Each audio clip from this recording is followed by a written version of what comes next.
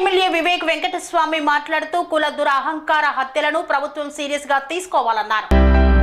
సూర్యాపేటలో కుల హత్యకు గురైన బంటి కుటుంబాన్ని పరామర్శించిన Chennur MLA Vivek Venkataswamy. Wardhannapet MLA KR Nagaraju మీడియాతో మాట్లాడారు. ఇంకా కుల వివక్ష ఎక్కడిది అనే వారు సూర్యాపేటలో బంటి హత్య ఘటనను అర్థం చేసుకోవాలన్నారు. కుల దురహంకార హత్యలపై ప్రభుత్వం సీరియస్ గా తీసుకోవాలని ఫాస్ట్ ట్రాక్ కోర్టు ఏర్పాటు చేసి తక్షణమే శిక్ష పడేలా చేయాలన్నారు. మాలబంటి కుటుంబానికి ప్రభుత్వం ₹1 ఎక్స్ గ్రేషియే ఒక ఉద్యోగం ఇవ్వాలని ఆయన సూచించారు.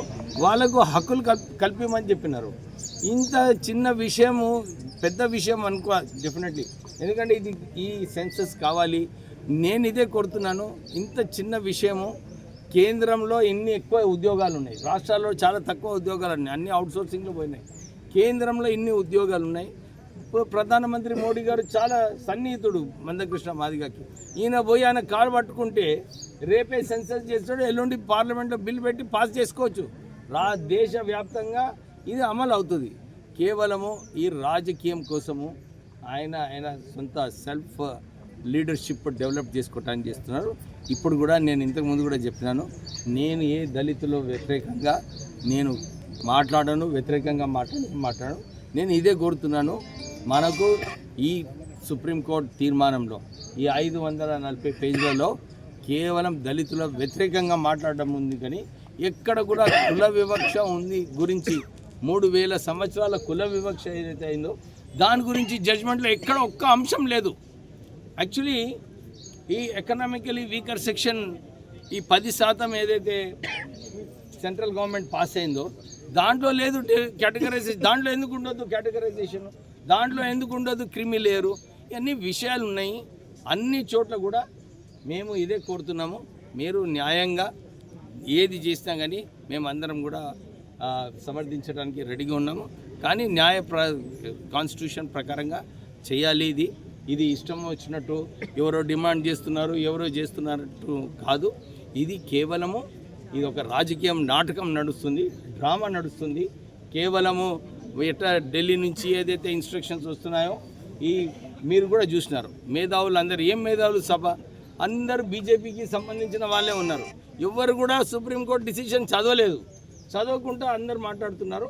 నేను ఇంతే అందరు కోరుతున్నాను, మీరు సుప్రీంకోర్టు డిసిషన్ సరిగా చదవండి. చదివిన తర్వాత దాని ప్రకారంగా అమలు చేయడానికి అందరు కూడా ముందుకు వస్తారు. చాలా వినాశహీనమైన ఈ సంఘటన చాలా దురదృష్టకరం. ఇక్కడ 26 తారీఖు జనవరి జరిగిన ఇన్సిడెంట్కి ఇంతవరకు కూడా అధికారులు రాలేకపోవడం, విజిట్ చేయకపోవడం చాలా సిగ్గుచేటు. సంబంధిత జిల్లా ఎస్పీ రావాలి, సంబంధిత కలెక్టర్ గారు రావాలి, కానీ ఇంతవరకు రాలేదు అంటే చాలా సిగ్గుచేటు. ఇంకా ఈ భారతదేశ చరిత్రలో ఇది ఇంకా మరవలేని ఘటన. ఇది తప్పనిసరిగా మీ అందరం కూడా ఈ యొక్క కుటుంబానికి అండగా ఉంటాం, న్యాయపరమైన పోరాటం చేస్తాం. ఎందుకంటే దళితుల మీద ఇంకా దట్టు మాల కులానికి చెందిన అబ్బాయి మీద దాడి జరగడం హీనకరమైన చర్య. తప్పనిసరిగా దీనికి చట్టపరంగా ఏమున్నాయో అవి తీసుకుంటాం. ఎవరైతే అధికారులు ఇంతవరకు రావాలి, తక్షణమే వారికి ఆర్థిక సాయం ఇవ్వాలి. అలాగే పోలీస్ ప్రొటెక్షన్ వారు ఏ విధంగా కోరుకుంటే ఆ విధంగా ఇవ్వాలి. జిల్లా కలెక్టర్ ఆర్థికంగా అన్నీ ఆదుకోవాలని ఈ యొక్క మీడియా ముఖంగా తెలియజేస్తున్నాం. తప్పనిసరిగా దీనిపైన గౌరవ ముఖ్యమంత్రి గారి దృష్టికి కూడా తీసుకెళ్లి ఈ విషయాన్ని వారి ముందట పెట్టడం. ఎందుకంటే హోంశాఖ మాత్రులుగా వారే ఉన్నారు.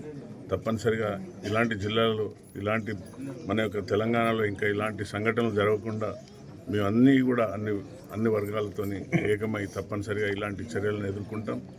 ఈ సమాజంలో చదువుకొని అంబేద్కర్ ఇచ్చిన యొక్క ఫలాలను అందరూ ఆస్వాదిస్తున్నారు. అంబేద్కర్ అంటే అందరికీ దేవుడు. అన్ని కులాలకు, మతాలకు అందరికీ ఆయన ఇచ్చిన హక్కుల ప్రకారమే జీవిస్తున్నాం తప్ప ఎవరిని దోసుకొని తినట్లేదు మేము. కాబట్టి దీనిపైన న్యాయపరమైన పోరాటం చేస్తాం.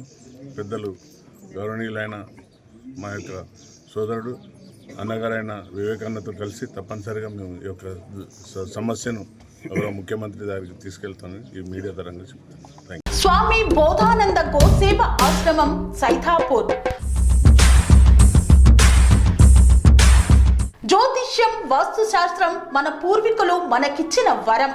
దుర్గాదేవి కాలభైరవ ఉపాసనతో వాక్సిద్ధి పొందిన శ్రీ శ్రీ బోధానందగిరి స్వామివారు మీకు ఎలాంటి సమస్యలున్నా వాటిలో ముఖ్యంగా ధన నష్టం, ఆరోగ్య నష్టం, భార్యాభర్తల మధ్య గొడవలు, ప్రేమించుకున్న వారు దూరం అవడం, ఎన్ని సంబంధాలు వచ్చినా పెళ్లి ముడి పడకపోవడం, రోడ్డు ప్రమాదాలు, అప్పుల బాధలు, వ్యవసాయంలో నష్టాలు, పెద్దల మాట పిల్లలు వినకపోవడం, ఆరోగ్య శాంతి, గృహశాంతి, మనశ్శాంతి లేకపోవడం, ఇలాంటి సమస్యలు ఉన్నట్లయితే ఒక్కసారి స్వామీజీని కలవండి.